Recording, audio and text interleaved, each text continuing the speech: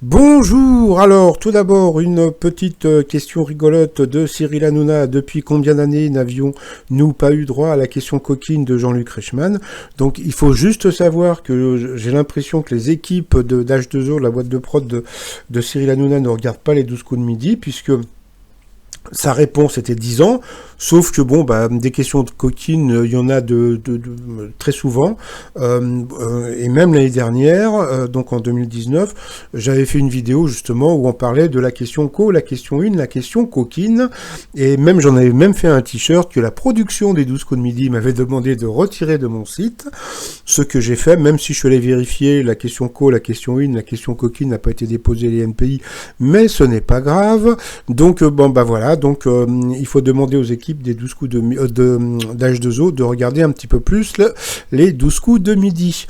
Alors sinon, petit résumé des 12 coups de midi justement du 15 janvier 2020. Alors, Jean-Luc Reichmann est arrivé avec le drapeau breton, donc voilà. Alors moi, ce que je trouve super rigolo, c'est que Jean-Luc Reichmann veut absolument bretoniser Eric. Bon, c'est vrai qu'il est breton, mais bon, c'est pas un breton, c'est pas un malade de la Bretagne. C'est-à-dire que en plus, il nous a dit quoi, c'est le pire breton du monde. C'est-à-dire qu'il nous a dit qu'il ne mangeait pas d'huîtres parce qu'il avait été malade une fois en mangeant des huîtres bretonnes. Donc, en plus, on lui avait demandé s'il buvait du chouchet, des trucs comme ça. Bon, je pense qu'il doit en avoir une bouteille, mais il doit la sortir une fois tous les 15 du mois. J'imagine pas qu'au petit déjeuner, ils bouffent des galettes de Pont-Aven. Donc, je crois qu'ils veulent vraiment en faire une caricature de la Bretagne. Donc, je trouve ça un peu bête, puisque comme on sait, Eric écoute beaucoup plus de rock que sûrement pas de musique bretonne. Mais bon, je suis sûr que comme les émissions reprennent, les enregistrements reprennent aujourd'hui.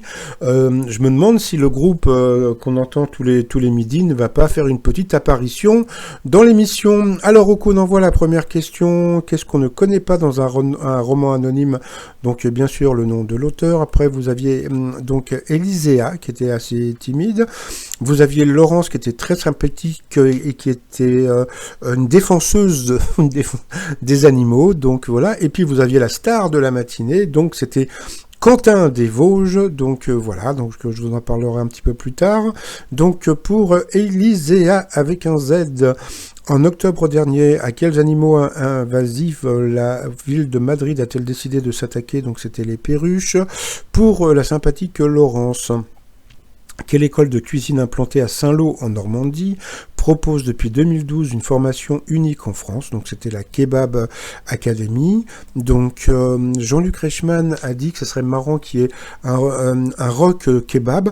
Alors il y a quelqu'un sur internet qui avait fait une chanson sur le kebab qui s'appelait genre j'aime le kebab, un truc comme ça.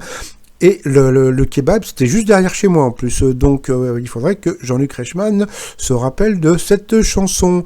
Après, pour Quentin, sa première... Alors, attendez, avant qu'il y ait eu cette première question, donc il nous a chanté une chanson, puisque il faisait partie d'un groupe de rock dans les Vosges. Donc sa question, quel ancien membre de la troupe des Kids United s'est lancé en solo avec la chanson Au-delà? Donc là, c'était une drôle de question pour un chanteur de rock. Donc c'était Nilusi. Donc ça, il fallait vraiment le connaître et s'intéresser surtout. Quel groupe de rock réunit Billy Gibbons, Dusty Hill et Frank Beard? Eh bien, c'était ZZ Top. Ensuite... que se font greffer les clients de la société créée par le londonien Liviu Babitz? Eh bien, c'était une boussole. Donc, sur cette question, Élyséa est passée au rouge, qui dit rouge dit duel. Elle n'a pas pris le maître de midi en duel, mais elle a pris Laurence en duel, qui a eu une question qui était assez simple pourtant.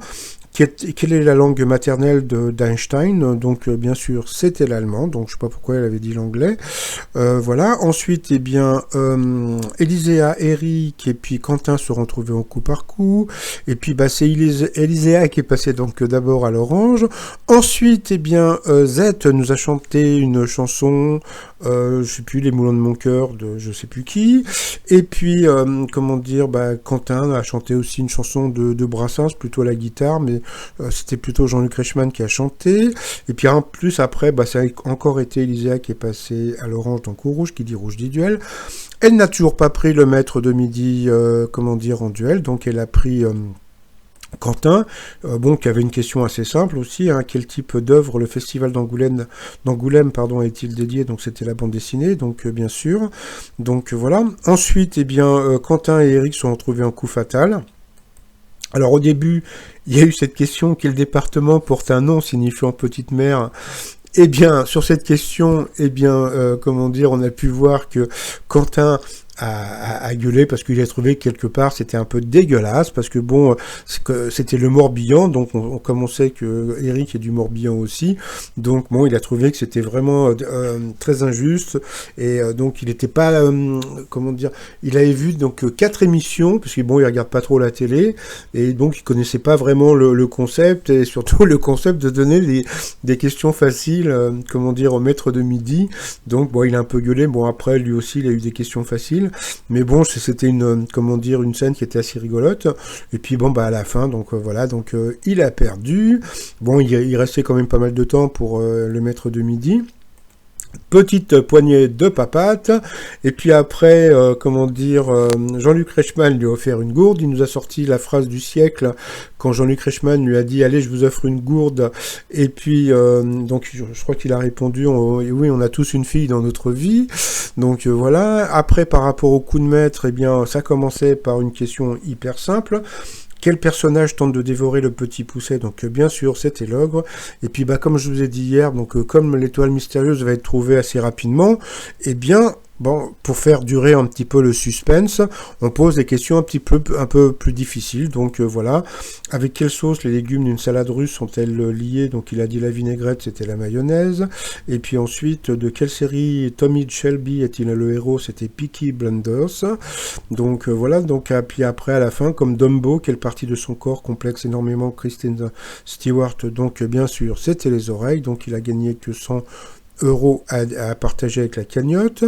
Par rapport à l'étoile mystérieuse, bah, comme on peut voir, il y a une partie du visage d'Iggy Pop qui va sortir.